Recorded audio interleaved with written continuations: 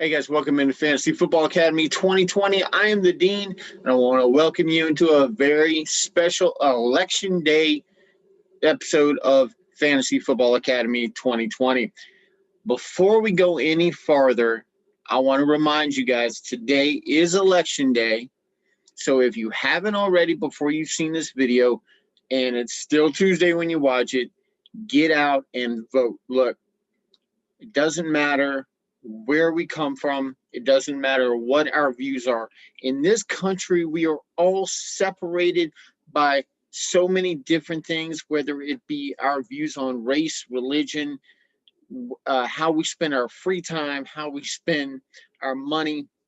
You know, some people save, some people spend, some people go to bed early, some people wake up, or stay up late. So we all have the freedom in this country to express ourselves in many different ways and in many different areas of our life. But we are all united by one simple fact that we all have a say come election day in who we want to shape our government, to shape our country. So if you're happy with the way that things have gone, maybe not in 2020, then cast your vote accordingly. If you want some change, again, cast your vote accordingly. I don't get into too many political stances, and I try to stay as neutral as I can, respecting all of my different views from my academy grads here at the academy. But I will tell you this: my personal view on voting is that if you don't go and vote, you don't have a right to complain when things go south later on. So get out and vote. Make sure that you exercise your right and encourage others to do so as well. Now, I will leave you with this before we get into the meat and potatoes of this episode. I want you to remember one word: RAK. Uses an acronym, RAK, Random Acts of Kindness. I want you, from here on out, if you're following this channel, tell me what your random acts of kindness are. Or maybe that you just did something. Remember, we're all better together, and we can all do better together. Okay, guys? So, getting into this episode, I want to thank my sponsors. I want to thank Keller's Bakery in Lafayette, off the Youngsville Highway at 627 Lafayette Street. We're trying to set up something where we can give you a little walkthrough with Dustin, the Flaming Infernapes, Flaming Infernapes team owner here at the Academy. He actually is the recipient of the Beatdown of the Week, and we'll show you that in just a second when we do a short review of my League of Record. But make sure that you find them on Facebook, Keller's Bakery, 627 Lafayette Street. They do accept orders online on Facebook. Tell them that the Dean sent you, and you get your 2 free cookies when you do your order. All right, guys. Also, like to thank Lafayette's own Zia of Lafayette, who gave me the great chair. Love the chair. Thank you, guys. I appreciate it. But if you're in the Lafayette area, you can find them on Doucette Road. You can call them at 406-0013 to place your to-go order if you would like. If you want to come in and sit down with them, feel free to. Their dining room is open and ready to welcome you with some brand new menu items. We got chicken quesadilla, just brand new on the menu, and a Memphis pulled pork, a Memphis pork panini. It's out of this world. So come on down, check them out. It's Zia of Lafayette on Doucette Road in front of Red Laurel's Health Club and behind the Grand Theater off of Johnson Street. So if you're in the area, go by, see Tucker and Heath and Leonard and all the guys down there. Tell them the Dean says hey, all right? So into today's episode, let's go ahead real quick, show you guys how the Dean and his academy did this week Guys, when I tell you it was a crazy week, I am not exaggerating at all. You can see I was last on Twitter. But we're going to check out the game center, see how we did. This is my upcoming matchup with number 1 Cajun Poodoos, the 7-1, barely 7-1. We're going to check that out here right now.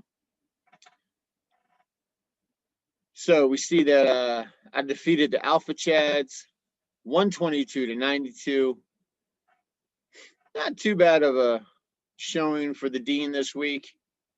Justin Herbert doing what Justin Herbert does. Did not throw for over 300 yards like he has been, but he did toss 2 touchdown passes. Unfortunately, through 2 interceptions, or he would have been over that 30-point mark. Had an off day. Thought Bell was going to have a much better showing than what he did against his former team, but they still beat the snot out of them. So, Kareem Hunt versus Vegas. I don't know what happened there. I'm guessing the wind and weather kind of had a little say in this. But if you had Kareem Hunt, there was no way that you were not starting him. So can't blame that one. The Robert Woods showing, awesome. I appreciate that greatly. That carried me to victory. Love that one. 28-point win. Made it a lot farther apart than it really would have been otherwise. Tyler Lockett. Look, if you are a Lockett owner, which I recently traded for Lockett, or a DK Metcalf owner, you're basically flipping a coin as to who will get the number 1 coverage guy for the defense that you're facing. This week it was Tyler Lockett.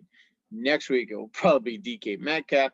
It's basically who do you want, which Seattle receiver do you want to score 150 plus yards and multiple touchdowns against you? So you still have to play them with confidence. Travis Kelce, loving my Travis Kelce. And I believe, let me just double check before I see when their bye is. Their bye is week 10, so I've got one more week of Kelce going up against Carolina this week. So I will be in the market for one of my streaming tight ends coming up. We're going to talk about that off of the waiver wire because this is the waiver wire show. Henderson, not bad. I mean, he didn't have a touchdown, so the Miami defense just locked down the Rams. They were behind. It was a game script thing. So we see Will Lutz over on the opposite side with 14 points. Julio making a strong appearance. Juju, 13.7. And I actually traded him and Big Ben to the Alpha Chads and Mr. Luke to get Lockett. If you think that was a steal, down the bottom, subscribe, like, and share, and leave me your comment about that trade. Remember, I got Tyler Lockett, and I gave up Big Ben and Juju. Tell me if you would have done the same, if you think I messed up, or if you think that Luke messed up. So, that said, he did have Carson Wentz, but that was because he had, let's see, did he have Watson? No. He didn't apparently have any confidence starting Big Ben, which against Dallas should have been better than that. I was hoping that he was going to throw for about 300 yards. Pardon me. So, Singletary, Zach Moss was really the bell cow for Buffalo against New England this week. Sorry, guys, I'm trying to clear out some stuff on the phone. There we go. Okay. So let's take a look at the rest of the league. This was the matchup of the week. Regardless of what I had said earlier, this one came down to the wire, literally. Leonard Fournette, if he had done anything more in this contest, maybe just caught a pass. Um, Caught a pass, had a couple yards with that pass, then he would have emerged victorious against the Cajun Poodoos. As it was, Mr. Nick falls to 2-6. Hunter climbs to 7-1. We move over. Let's see. I'll tell you what. Let's scroll down real quick. We'll show you. Russell made a strong showing. Derrick Henry, Stephon Diggs, Jared Cook, Justin Jefferson kind of fell off, and Kelly from the Chargers, he really did not do that much. That was just a rough game. It was an exciting game down to the wire, but mostly in passing. So the running back's not really relevant. Joe Burrow against Tennessee did have the 2 passing touchdowns and 249. Look, Burrow has been strong. And the only other thing he could have done, if he had started, now he had McCole Hardman. I'm not going to fault him too much because Hardman has been so up and down, so hit and miss. Thielen just let him down totally, which is very un-Thielen-like, but it was the Dalvin Cook show against Green Bay, so that does factor into it. Some of those game scripts, you just got to take your lumps and move on. So, C's Cowboys and my boy D Money. Look, this game right here was just ugly to watch. This was an ugly matchup to watch. The beatdown of the week from returning champ Mandy. If you combine these scores, they still would have lost. So that just gives you an idea of the beatdown of the week. Let's scroll down real quick and see where D Money fell short. So we see Josh Allen not being very Josh Allen-esque with only 12.46 points. Had the interception, did get a rushing touchdown, but 12 points is not what you expect from Josh Allen. Philip Lindsay popping off with 18.6 points, 83 yards rushing and a touchdown. We see Zeke still struggling. D-Money was without Aaron Jones in this contest, so that kind of lends itself to not having a good day. Was forced to play Devontae Parker in the flex, and with as many points as the Dolphins scored, you would have thought that more would have been to Devontae Parker. However, when your quarterback throws for under 100 yards, it's kind of hard. And when your defense is scoring more points than your offense, or as many points as your offense, then that kind of helps too. So, Ryan Suckup had an awesome day at 15 points. The Titans D going against Joe Burrow. Look, there's going to be some defenses that we thought were top notch that we are going to see struggle. Reason being is because earlier in the year, and we're going to see this when we look at my waiver wire pickups, is that the first part of the year they were playing quarterbacks that weren't that good. Some of the numbers got padded. This happened to the Patriots last year, where a good part of their year was against really mediocre to just bad quarterback play, and they got their numbers padded. Then they faced actual good top-notch quarterbacks, and they didn't do so well. We see the Eagles defense here. Look, they were going up against a third-string quarterback. This was just a really good matchup. Injury note here, George Kittle has suffered a foot injury. He is gone for at least 8 weeks, which might as well be the rest of the fantasy season. He is gone. If by some miracle San Fran makes the playoffs, then you might see George Kittle back. He might be able to get back for the Super Bowl for fantasy, which would be week 16. But do not look for him to be contributing to anyone's fantasy roster anytime soon. Along with Jimmy Garoppolo, Jimmy G was a start of the week for me. Saw Nick Mullins come in and throw for 228 and I believe 2 touchdowns. Now, do you need to rush out and go get Nick Mullins? Maybe if you're streaming, depending upon matchup, but pump the brakes on that. Hold up. Let's see what goes on with that. Aaron Rodgers, 28 points, 291 yards, 3 touchdowns, and 1 fumble. This was just a rough day for the Pack. They got ran over by Dalvin Cook, and they need some help. And we're going to talk about trades coming up in just a couple of minutes.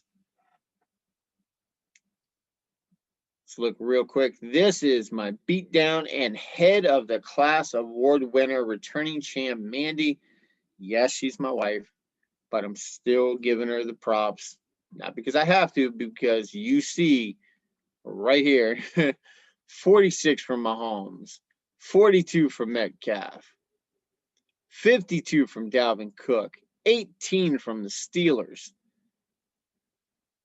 Guys, that's just phenomenal scoring. Look down at the rest of it. Connor could have made this a whole lot worse.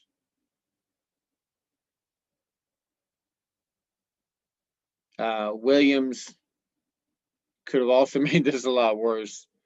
But didn't really get the word until late about Aaron Jones, so kind of stuck with that. And this was one of those stashes that you make where if there's a threat of one of your opponent's running backs not playing and you being able to pick up their backup so that they don't get them and you really have no interest in playing them, that's a strategic move, guys. That's something that's for real in fantasy football. It's a good strategic move if you have the roster spot to spare. She did. It worked. You see, D-Money had Aaron Jones, was not able to go out and get Williams, just for the simple fact that he was already picked up. So,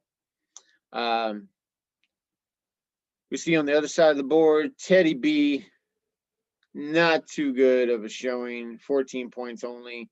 Malcolm Brown, Ronald Jones, Jarvis Landry, Kenny Galladay, unfortunately, is gone with a hip injury.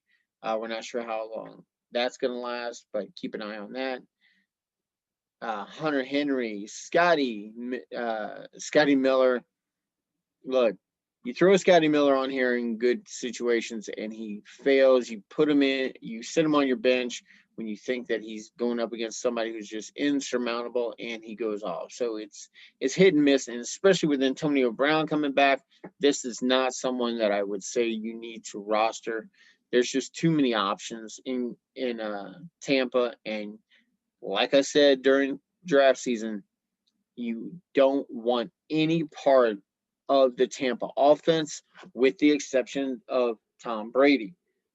This is the Patriots playbook all over again. You give Brady multiple targets and let him do his thing. And for fantasy, the only thing you want is Brady. I know it sucks. It hurts me to say, but that's what the stats are showing me. Okay, guys?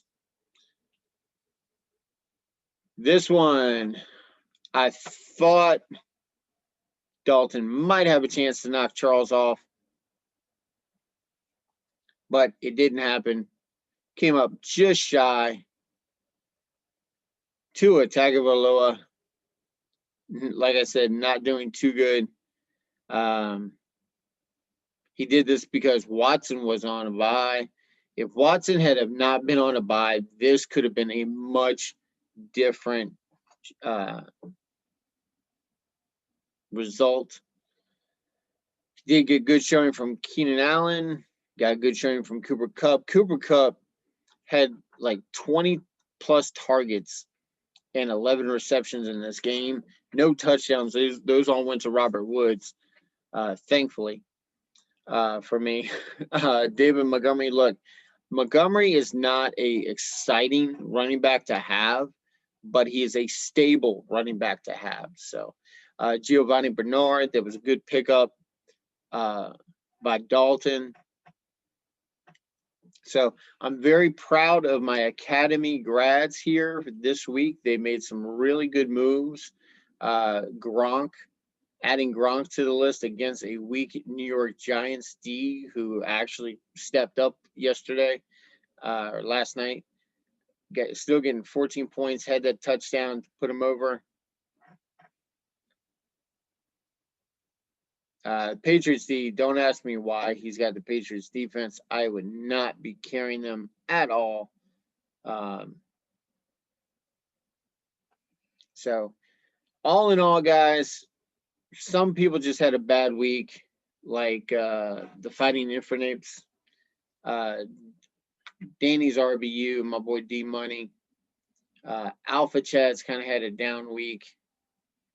Outside of that, I really don't see any nominee for Dunce of the Week. So congratulations to the Academy grads as a whole. You guys are stepping up. I'm so proud. I hope that I had a little something to do with that, the advice given here and in person.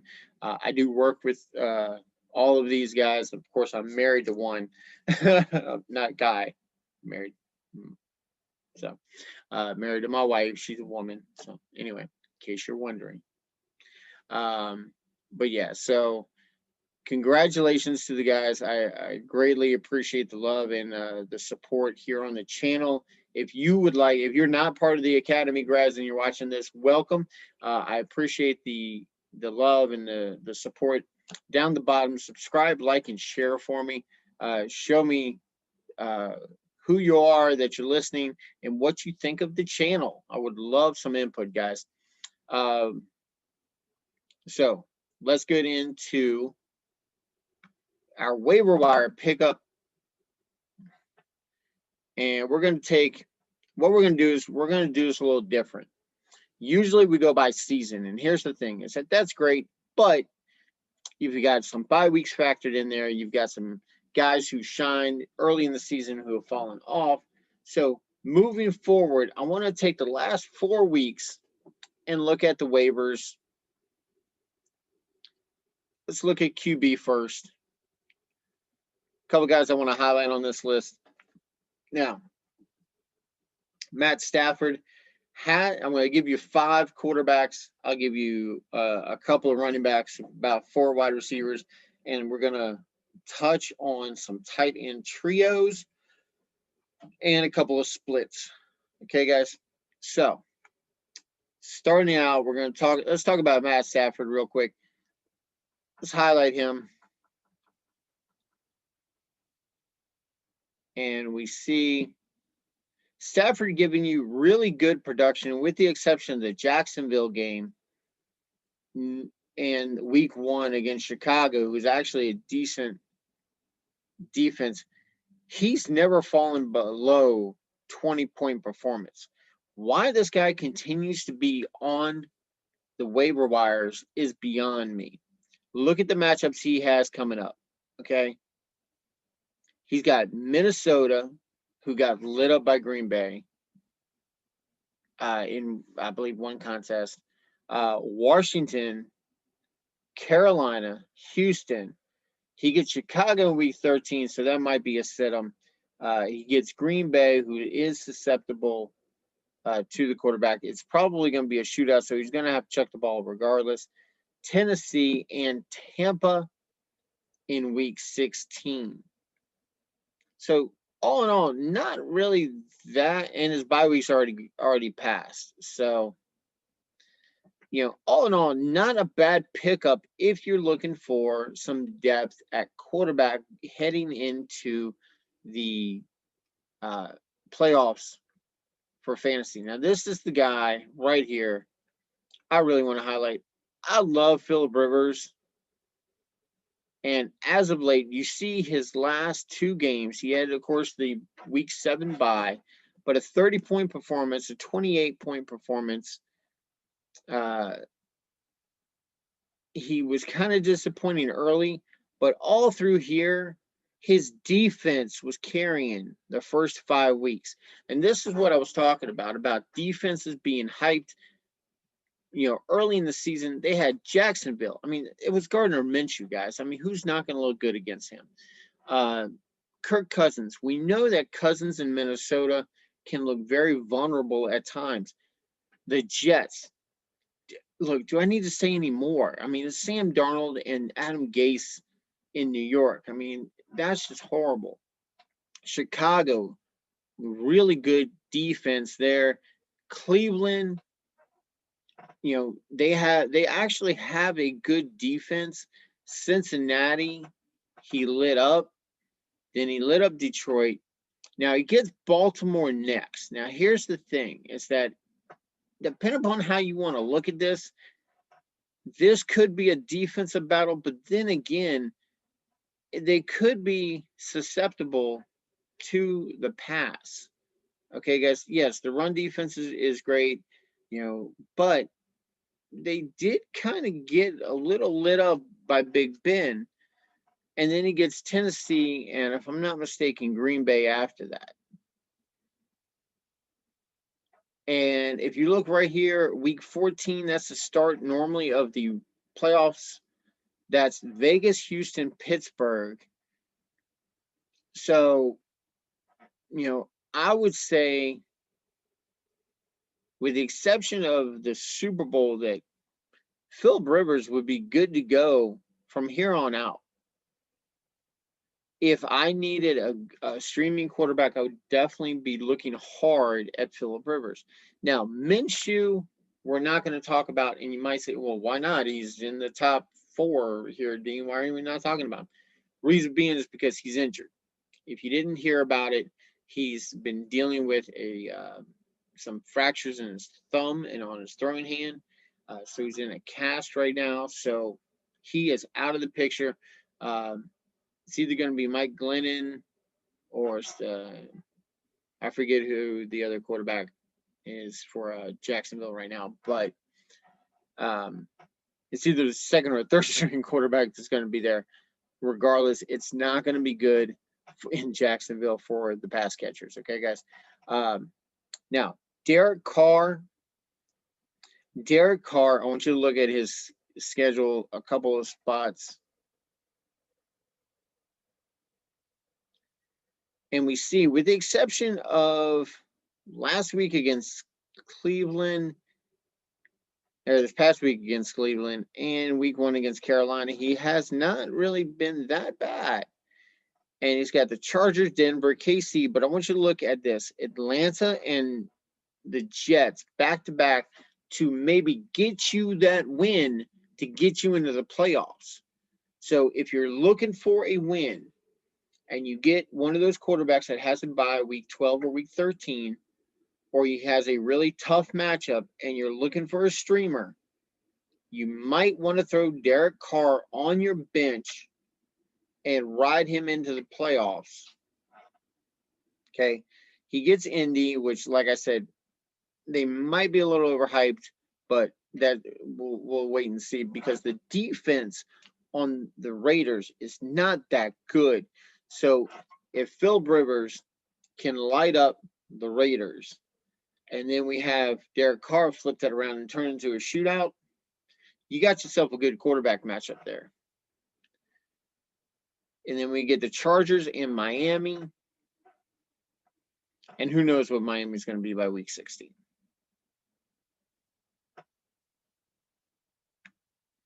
Okay, next on the list, Baker Mayfield. He's at the top.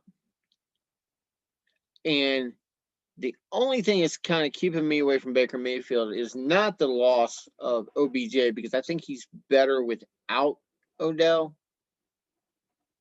but is his injuries.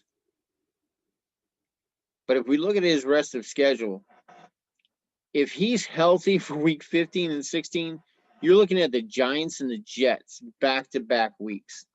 This could possibly be a win and in for the Browns for the playoffs. Yes, I know it's crazy, but with the expanded playoff field that we're having this year, that just got implemented, it's not too far-fetched to think that the Browns coming off of the bye this week, then they get Houston, who is beatable, Philly, definitely beatable, Jacksonville, beatable, Tennessee, that could be a very interesting game. Baltimore is going to be a little rougher, but then you get 2 other games. So it is possible, let's see, 2, 3. They could go 5-2 over the last 7 weeks of this season. So I would think that would get them into the playoffs. Because we look, let's see.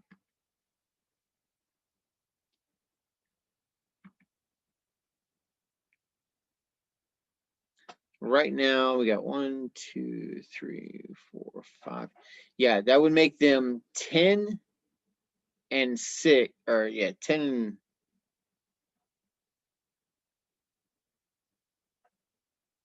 I guess they're not playing week 17. Huh. So that would make them 10 and 5 on the season if my math is correct. Let's see. 1, 2, 3. That's right. That would make them 10 and 5 through week 16. So, hey, 10 and 6 is going to get you in with this expanded playoffs, okay? So not too shabby of a showing as long as he can stay healthy. Now, this last one that I'm going to bring up to you, I know you're going to like jump out and go, wait, what? But after last night's showing, Daniel Jones, that's right, Danny Dimes, I know he's been horrible, but he has spots where he's looked really good. And the new coach really has these guys playing well. I hope he doesn't have them playing like that next week or this coming week against Washington. Then they get Philly. Then they go on a bye. Now, this would be the only thing that would keep me from saying, I'll pass on Danny Jones. But we look at, he gets Seattle, Philly, Washington in the next 3 out of 4 games. Cincinnati has gotten lit up by Baker. I think that Baker and Daniel Jones, I'll put them on the same level. The back half is a really tough matchup. So if you're going to look for a streamer, then I think that Danny Jones could be a good fill-in in the next at least 3 out of the next 5 weeks. So if you need some help at quarterback, definitely someone to look at. So I'm going to give you 3. Sorry, I missed that one when I spoke earlier. But I'm going to give you 3 running backs. And you might be saying, hey, what about Wayne Gallman? And Wayne Gallman is not going to be one, guys, okay? Zach Moss is one. And I know it's kind of crazy, but out of the 2 this past week has shown us that Zach Moss is the guy that they want to move to. The same holds true with J.K. Dobbins. Even when Mark Ingram comes back, this is going to be a timeshare, but Dobbins has shown what he can do, and this is a run-first club. Okay, they are the league-leading most rushing yards team in the league with the Ravens. The only thing that is a drawback about this is that Lamar Jackson is your quarterback, and he can snipe those goal line touches from your running backs. Other than that, J.K. Dobbins has performed well enough for you to at least stream him, put him on your bench, carry him into the playoffs. The third guy I want to talk about, Damian Harris. look, this guy's thrown up a couple of 100-yard games. Most recently this past week, he had absolutely amazing showing. Let's scroll down here real quick and we'll take a look. So against Buffalo, 102-1 for 17 points. And then we see up here against KC, when he came back, had a 100-point game. If he had thrown in a touchdown, that would have put him up about the same level as he did this past week. Now, against Denver, against San Fran, not that great, but so is the New England backfield.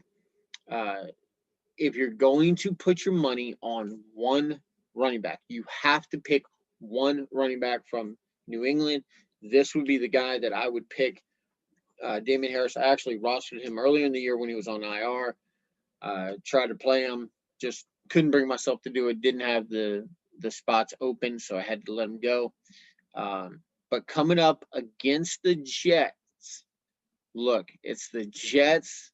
I don't care who you are, how many people you have in your backfield. You need to get somebody playing against the Jets. Then he gets Baltimore, so definitely not a good matchup there. Let's see. Rest of season. Yeah, he ends with Buffalo that he just ran all over. They get Miami, they get the Rams and the Chargers and Arizona, and then Texas right after Baltimore. So not too shabby of a matchup, but the big draw here is Cam Newton's play. Cam Newton, look, they've wanted to use Cam like they use Lamar in Baltimore, and it's just not happening. Cam just looks off. If we remember his time in Carolina, we've seen this before. He gets in these funks, and then he has to pull himself out of it, okay? I don't know if Belichick is going to wait around for him to pull himself out of this. And if he does wind up getting benched, Stedman comes in, or Stedman, however you say his name, comes in, and this turns into a traditional football team, okay, where you have the quarterback throwing the ball and the running backs running, not the quarterback running and maybe throwing a couple of times. Besides, his ball that he's thrown has not looked good at all. If you watch those games, it is ugly to watch. It's beautiful to watch if you don't like the Patriots, which I don't, so I'm absolutely loving it. Over to wide receiver. Guys, I told you I was going to talk about trades. Here's the trade rumor. Will Fuller to the Packers. The Packers have got to make a move. They didn't make a move in the draft. They blew it. They've got to get it done here at the draft deadline. If Will Fuller makes the move, if they deal him, Brandon Cooks becomes your number one wide receiver for Houston. And with a new regime at coaching in the coaching staff, Romeo Crennel leading the now Bill O'Brien-less Texans, with the way that Deshaun Watson's been playing, this is a absolutely phenomenal pickup. Then you get Christian Kirk. Look, let's look at his schedule for the fantasy playoffs. Now we see the production coming in, and this is even with D-Hop. Okay, guys. But if we look at his fantasy playoffs, he gets the Giants, the Eagles, and the Niners for his fantasy playoff. Guys, I don't know what else to tell you except that's a really good lineup, okay? If you're looking for like the dream lineup, that is as close to a dream lineup as you can get to go into against in the playoffs. Next guy on the list, we're going to talk Corey Davis. Now, this guy had been hurt, so he was probably off a lot of y'all's radar. But we see here 18, 12, 11, and then he had a bye. Then he was hurt.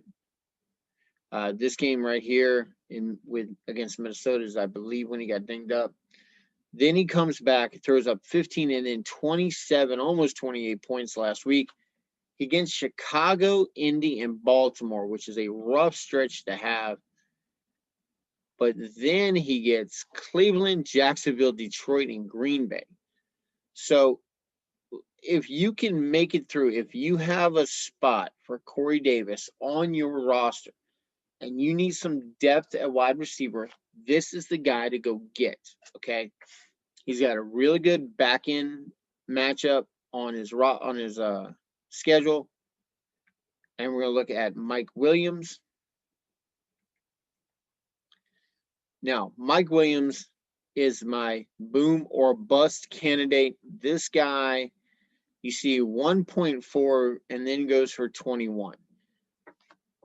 I can't explain it. I just can't. Okay. He gets Vegas, Miami, the Jets. Then for the playoffs, he gets Atlanta, Vegas, and Denver. In between that, he has Buffalo and New England. Look, I don't know what to tell you. If you want to take a shot on this guy, I believe that Justin Herbert can support two fantasy relevant wide receivers. However, Keenan Allen has been the guy that has been more stable in this lineup. And like I said, Mike Williams is a boom or bust candidate. Travis Fulgham would have been on this list as well. However, he has been taken, but if he is available still by some miracle in your league, definitely please go get him. We're going to look real quick at tight end. Tight end does not look pretty. So the two lone wolves here are Hayden Hurst and Evan Ingram. And I know what you're thinking. Evan Ingram, oh my God, yes, Hayden Hurst was drafted at a decent spot in fantasy drafts. Evan Ingram was drafted way too high for what he's been producing. And a lot of people have not been happy and they have dropped him. Eric Ebron, boom or bust. Sometimes he gets targeted, sometimes he doesn't. Unless he scores a touchdown, he's irrelevant. Okay. Darren Fells, same thing. Unless he scores a touchdown, he's irrelevant. Logan Thomas, unless he scores a touchdown, he's irrelevant. Okay, but he scores all the time. So Logan Thomas may not be a bad ad if you're really, really hurting at tight end. Maybe you lost somebody due to injury, but we'll see. But those three guys right there, Eric Ebron, Darren Fells, Logan Thomas, take them up at your own risk. Evan Ingram. Here's why I mentioned Ingram. There's been a lot of rumors about him being traded. Even if he doesn't get traded, if Daniel Jones keeps elevating his play, then Evan Ingram is going to elevate his numbers. Okay, guys. Hayden Hurst, he's with Atlanta. Their defense is horrible. They have to score 40 points a game just to win or tie. So why not throw him on your bench and see what he can do? Now, there's a split in LA. Whichever one's healthy, pick that one. If they're both healthy, don't pick either one.